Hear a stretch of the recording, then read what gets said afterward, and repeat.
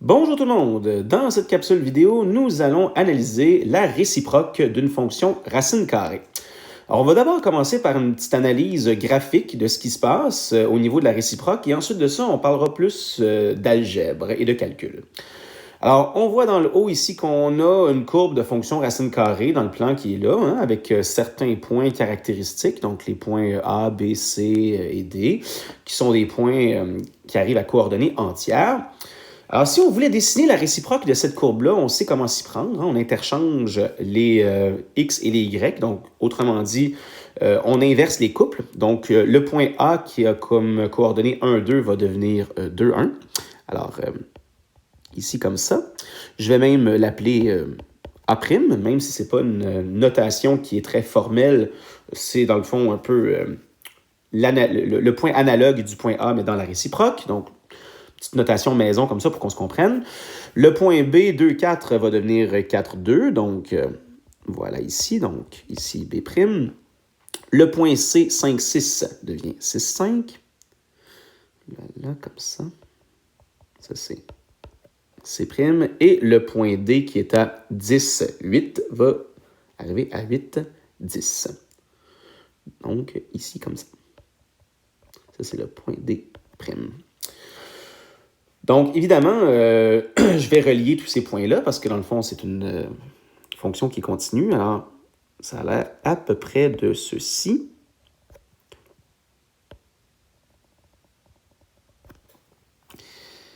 Et ça, c'est ma réciproque, donc ça va être la fonction f-1. Parce que la fonction racine carrée s'appelait f telle qu'elle est identifiée ici.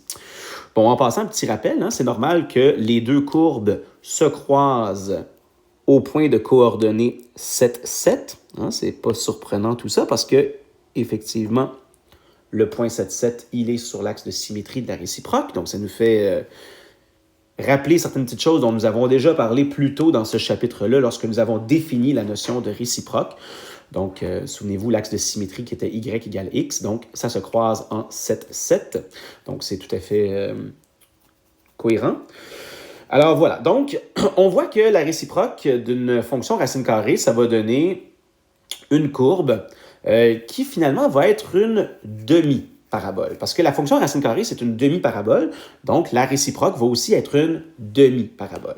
Maintenant, de quelle nature et comment on va traiter ça algébriquement, c'est ça dont on va parler juste à droite. Donc, la règle de la fonction f illustrée étant f de x égale 2 fois la racine carrée de x moins 1 plus 2. Donc, c'est la règle de la fonction qui est illustrée dans le plan. Donner la règle de sa réciproque sous forme canonique. Donc, là, l'idée, c'est qu'on va écrire y à la place de f de x, qui est égal à 2 fois la racine carrée de x moins 1 plus 2. Et on le sait, on interchange les x et les y. Donc là, maintenant, j'écris x qui est égal à 2 fois la racine carrée de y moins 1 plus 2. Et là, le travail, ça va être d'isoler y. Alors, on se débarrasse d'abord de la constante. Donc, x moins 2 va être égal à 2 fois la racine carrée de y moins 1. Je multiplie tout par 1 demi. Donc, je vais écrire 1 demi fois x moins 2, comme ça ici, qui va être égal à la racine carrée de y moins 1. Et là, dans le fond, pourquoi j'écris 1 demi fois x moins 2? Pourquoi je l'écris de façon factorisée comme ça? C'est simplement parce que là, je vais devoir élever au carré. Et on me demandait ici, en haut, hein, on a peut-être passé rapidement là-dessus, mais on voulait une forme canonique. Donc, on a le souci de garder toute l'expression factorisée jusqu'à la fin. On met tout à la 2, donc quand je mets au carré, comme ça ici, l'exposant 2 va s'appliquer sur le coefficient 1 demi et sur le binôme x moins 2, donc ça va donner 1 quart fois le carré de x moins 2, qui est égal à y moins 1, et j'additionne 1, et ça va me donner la règle de ma réciproque. Donc, 1 quart fois le carré de x moins 2 plus 1, c'est la règle de la réciproque. Voilà. Bon, j'aurais peut-être dû écrire ça en rouge pour être plus conforme au dessin que j'ai à gauche, mais peu importe.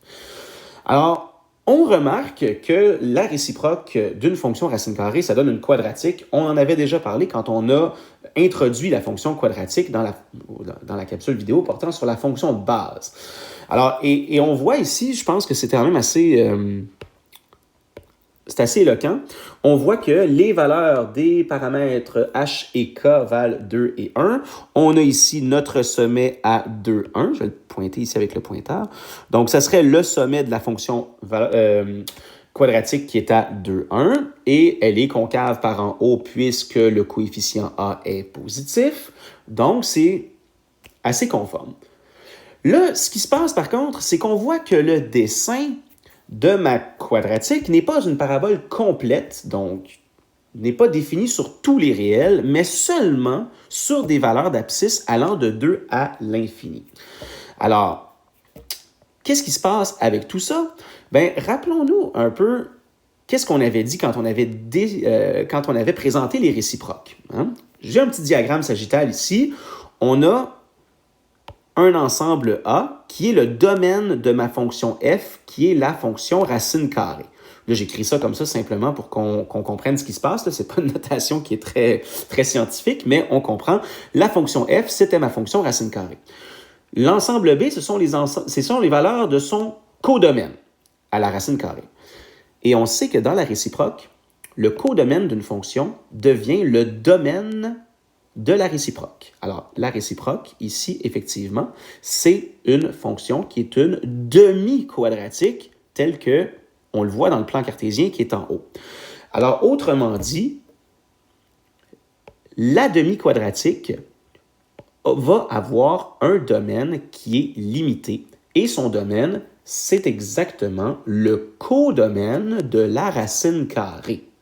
Alors, quand on regarde dans notre plan cartésien en haut, on voit que le codomaine de la fonction racine carrée, c'est de 2 à plus l'infini. C'est également le domaine de la demi-quadratique, qui est de 2 à plus l'infini. Donc, algébriquement, il va falloir poser une petite limitation sur le domaine de la réciproque. On va ajouter ça ici en dessous. On va dire que x va être supérieur ou égal à 2. Alors, morale de l'histoire, lorsqu'on va vouloir s'intéresser à la réciproque d'une fonction racine carrée, on va toujours avoir en tête qu'il s'agit d'une fonction quadratique, mais avec un domaine limité. Et on va toujours limiter le domaine en se basant sur le codomaine de la racine carrée. Alors, c'est ça, dans le fond, qu'il faut retenir.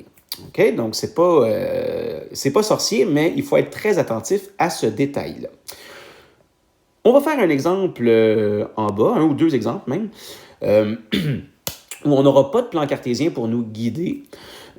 L'exercice, c'est le suivant. Ça va être de déterminer la règle de la réciproque de chacune des fonctions suivantes et l'écrire sous forme canonique en prenant soin de limiter son domaine.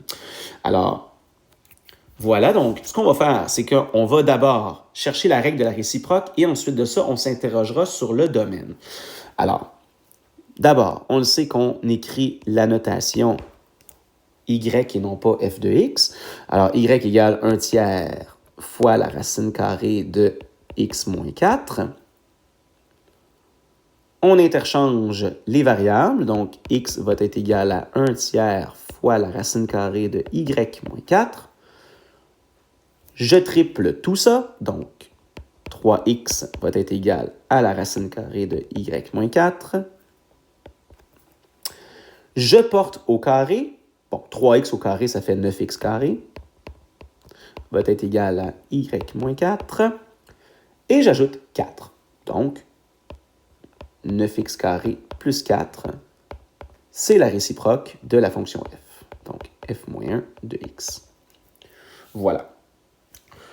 Alors, 9x carré plus 4, c'est une quadratique, généralement, là, avec un domaine qui est l'ensemble de tous les réels, mais ici, c'est une demi-quadratique puisque elle est issue de la réciproque d'une racine carrée. Alors, comment on va limiter son domaine?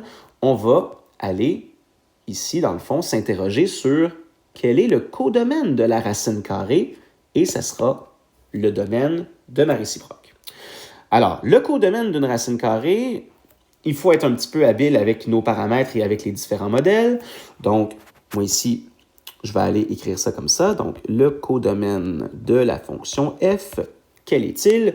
Alors, on voit que le coefficient a est positif, donc tout de suite, le sommet est un minimum, et le sommet est à l'ordonnée 0 puisqu'il n'y a pas de constante. Alors, le codomaine de ma racine carrée, c'est R+. On peut écrire 0 à plus l'infini, si ça peut nous faciliter la compréhension générale, ou on peut écrire aussi les réels positifs. Donc, de 0 à l'infini. Et donc, ce codomaine sera le domaine de ma demi-quadratique. On se rappelle le diagramme sagittal ici.